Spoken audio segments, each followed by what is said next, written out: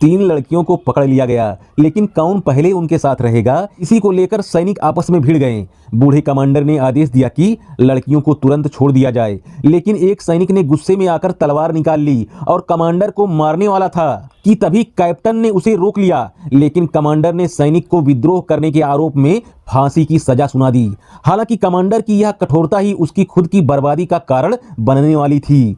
Commander बूढ़ा जरूर था, लेकिन उसकी पत्नी जवान और खूबसूरत थी। उस जंगल में एक भेड़िए के झुंड के बीच में एक मासूम मेमने की तरह सभी सैनिक उस पर बुरी नजर डाल रहे थे। कई महीनों से महिलाओं से दूर रहे सैनिकों में सब्र की हद टूटने लगी और उनमें से एक ने कमांडर की पत्नी पर झपट्टा मारने की कोशिश की, लेकिन इससे पहले कि वह कुछ करता, सेना के सलाहकार ने उसे रोक दिया। तभी एक गोली चलने की आवाज आई। कमांडर ने अपने आदमियों को भेजा, जिन्होंने एक आदमी को पकड़ लिया। उसने बताया कि राजा की सेना बस एक दिन के फासले पर है और जल्द ही उन्हें पकड़ लेगी। अब उनके पास या तो भागने का विकल्प था या जंगल के और अंदर जाने का। उन्होंने काले जंगल में जाने का फैसला किया, जो और भी खतरनाक था। जैसे ही वे जंगल में घुसे, एक जहरीले सांप ने कमांडर की दासी को डस लिया और वह कुछ ही मिनटों में मर गई। कमांडर की पत्नी ने उसके अंतिम संस्कार की मांग की, लेकिन सैनिक इससे नाराज हो गए। उन्होंने कहा, हमें महीनों से कोई औरत नहीं मिली और अब हम एक लाश तक से वंचित हैं। कमांडर गुस्से में एक सैनिक को थप्पड़ मार देता है।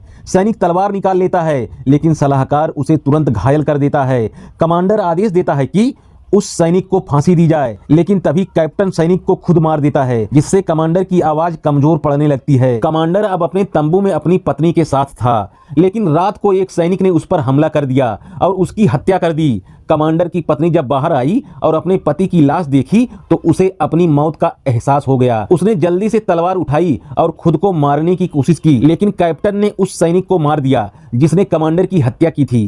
कैप्टन ने ऐसा इसलिए किया ताकि वह महिला को बचाने का नाटक कर सके और उसकी नजरों में हीरो बन सके। इसके बाद उसने महिला को तंबू में ले जाकर अपना बना लिया।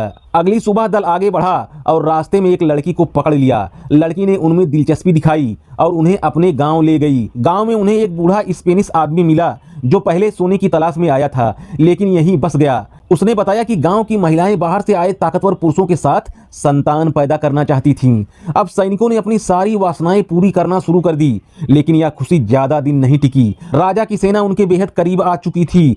बूढ़े स्पेनिश आदमी ने उन्हें जंगल के अंदर जाने का सही रास्ता बताया और सैनिकों ने सोने की तलाश जारी रखने का फैसला किया। अब उनके सामने दो ही रास्ते थे, या तो सोने को हासिल करना या मर जाना। To be continue.